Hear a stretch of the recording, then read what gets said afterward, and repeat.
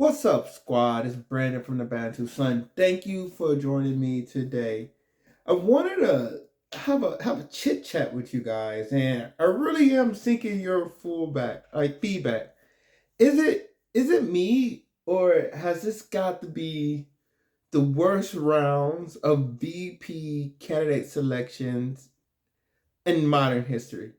So, not really into the politics for numerous reasons, but American politics, especially presidential election, is just not any election, right? This is it's a Barnaby, it's a circus, it's a carnival, it's a spectacle, and you know Barnum Brothers, like you really want to see something exciting.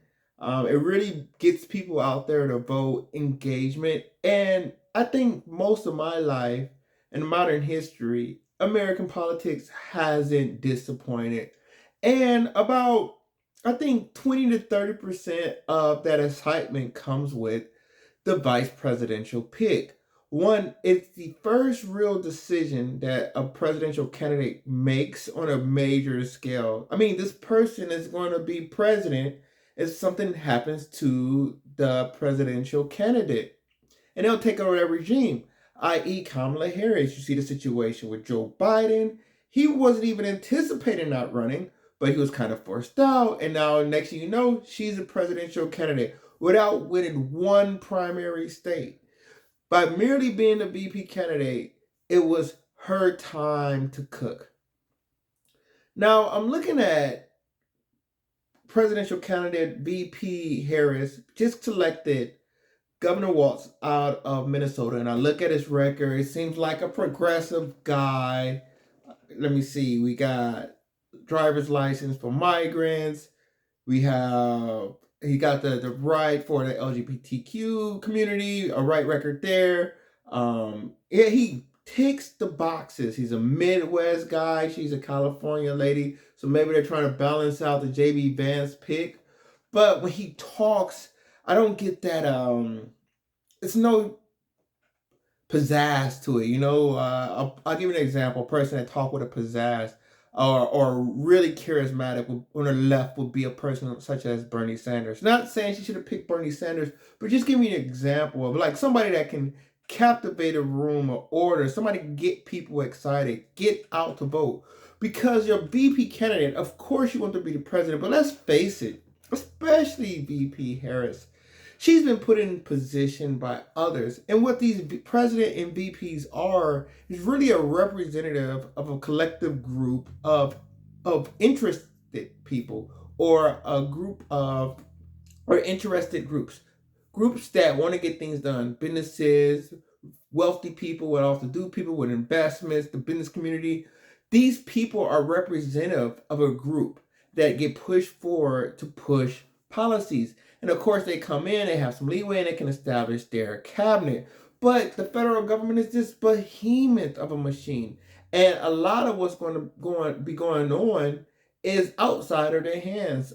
Trump talked on numerous occasions of how he was being hamstrung by his own administration because the bureaucracy is so strong.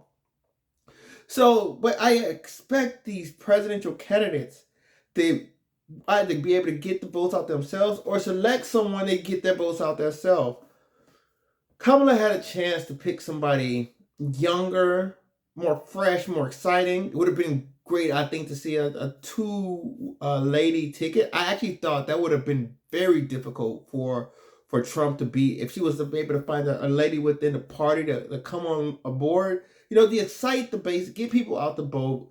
Like I said, the VP candidates on both sides, they're solid blocking and tackle people. But that's what your administration is for. I can block and tackle with my Secretary of State. I can block and tackle with my NSA director. And same thing go for Trump. Trump selected JB Vance, and he's an anti-Trumper.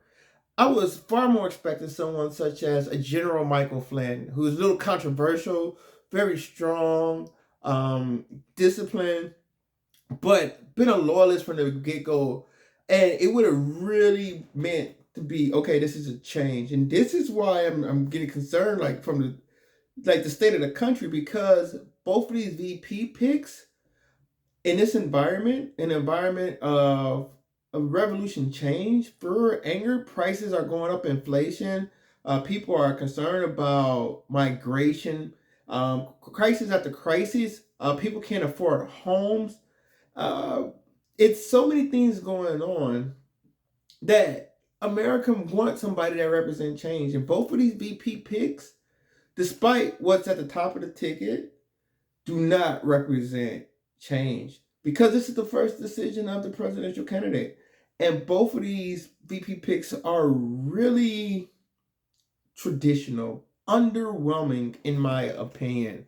You know, I'll take, for instance, last election cycle, we had President Trump with Mike Pence, Governor Mike Pence. Gotta love the balance. Trump, wow, crazy man, right? Strong conviction, passionate.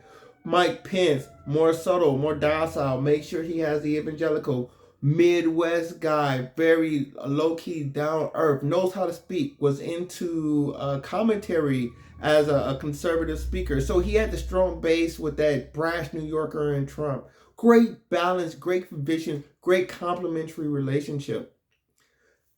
But Mike Pence wasn't as big as a never Trumper as you would say JB Vance was. And Mike Pence, I felt, was a lot more accomplished within the political realm than JB Vance was. As I said, Mike Pence was the voice of the conservative movement, one of the major voices of the conservative movement, when he was the VP of Donald Trump. And the same thing goes for Joe Biden. Joe Biden picked Kamala Harris, and everyone knows that African American women are such a vital part of that Democratic base. And Kamala, VP Harris represented so many things. Coming out of California, having that African American or Black background, having that Indian or that Asian background, coming from that very important fundraising state for both Democrats and Republicans of California. She's that voice that they trust, coming from out west, from the most populous state in the union. So, and he being that trusted hand, and being older. And I thought that was a great picture, this older, established inside politician coupling with this new wave of Democrat, as I saw VP Harris back then, a different flavor to complement. Is it perfect? No. Was it? Well, it was good enough to win. I put it that way. It was good enough to win. Whatever side you want to come on, but I just thought it was really complimentary. And you can go even to prior elections. I just can't think of an election cycle before where I was just so underwhelmed by the VP picks. I'm not interested to hear either one of their speech at the convention. So this is my opinion. I love to hear what you guys got to say. Comment below. Like, share, subscribe if you enjoy the content. We'll continue to monitor these things. But until next time, take care. Bantu up.